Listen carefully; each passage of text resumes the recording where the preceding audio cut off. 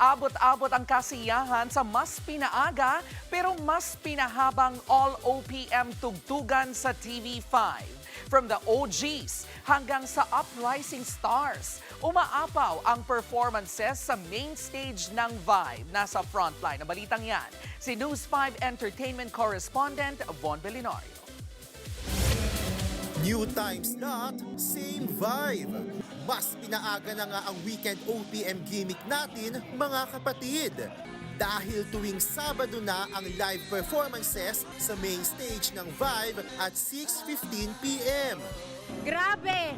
Super happy, super excited. Mas mahaba na ang oras natin para mag-bonding.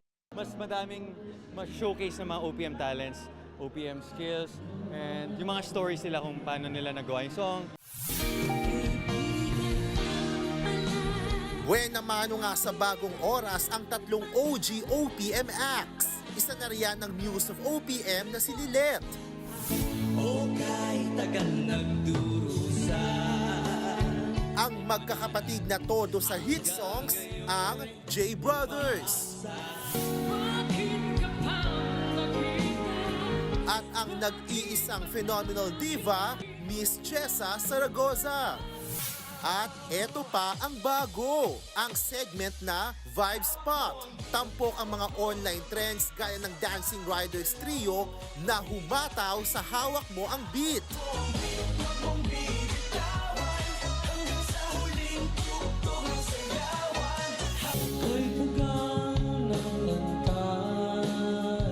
Nag-perform din ang mga bandang Kalane at 12th Street. Kinanta naman ng Horizon ng first R&B OPM song nilang Lunod para sa Uprising Universe. At ang main vibe for the night, si Dararatdat Daddy Sam Concepcion na kinanta ang #1 song sa Vibe Leaderboard na Pakisabi na Lang. Pakisabi na lang na mahal ko siya, di na baling may mahal siyang iba. Siksik, liglig at umaapaw talaga ang performances sa Vibe main stage, kaya no wonder na sobrang nag-enjoy ang mga V. Supportive as ever si MediaQuest Chairman Manny V. Pangilinan na present din sa Meralco Theater. It's a very good show and I think much more energy. And I hope they continue that high level of energy in the coming Saturdays.